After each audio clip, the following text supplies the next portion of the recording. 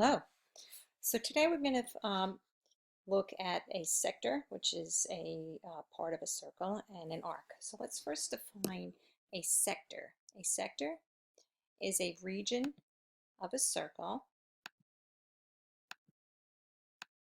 bounded by two radii and the arc of a circle.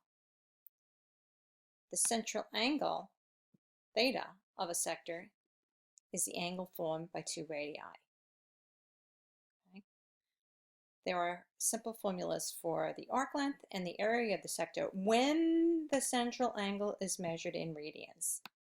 These formulas are S is the arc length equals theta times R, where R is the radius, and area of the sector is A equals 1/2 R squared times theta. And remember, theta has to be in radians. Okay, so let's see how we apply this. So here's your circle. Angle AOB is a central angle, and we call this part here, this is the sector that we're looking at, and the arc that we're going to try to focus on is this arc AB. So this circle is got radii OA and OB, and they're both equal to 10. Of course, in a circle, all radii are congruent. Central angle AOB equals 60 degrees. And we're going to find the measure of arc AB and the area of sector AOB. So first let's recall our formulas that we have to know. We have to know that the circumference is 2 pi r and that area is pi r squared. And then if I find the entire circumference and multiply by the ratio of 6/30, that should give me arc AB. Okay, and that's what I'm doing here. The circumference is 20 pi multiplied by the ratio of 60/360, and I get 10 pi/3. So pause here and check my work. The area of the sector would be the area of the whole circle, pi r squared, which is 100 pi, times the ratio of that little piece, and I get 50 pi/3. Okay, so again, pause if you need to check that work. Now I'm going to use my new formula. So my new formula, okay, is going to be simply S equals theta times 10. So first I have to convert 60 degrees to radians. So you can see here how I converted. Here's my theta, here's my radius, and you can see that's 10 pi/3. Same answer as that, worked. Okay.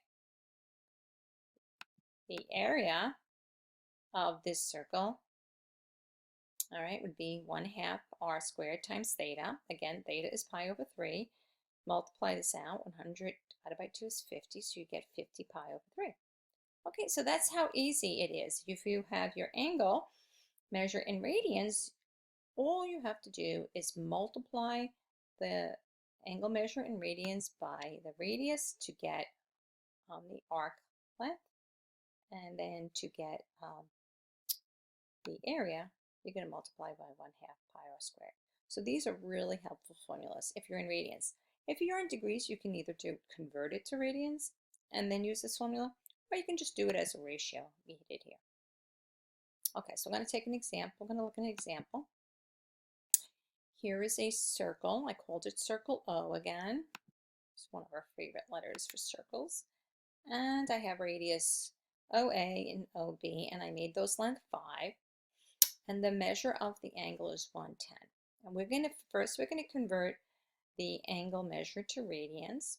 Then we're going to find the measure of this arc AB, and then we're going to find the area. All right. So you're going to remember your formulas that we said we had. We said that we're going to convert to radians first. That's what I want you to do. Then we're going to use that the arc length is equal to our theta, which will be in radians, times our radius, in this case is r, and our area is going to equal 1/2 r squared times theta.